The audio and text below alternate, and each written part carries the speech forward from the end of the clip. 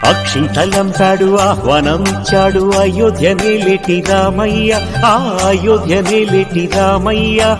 అయిన వారందరిని తన ఇంటి వేడుకకు రమ్మన్నాడు రామయ్య, రమ్మన్నాడు రామయ్య.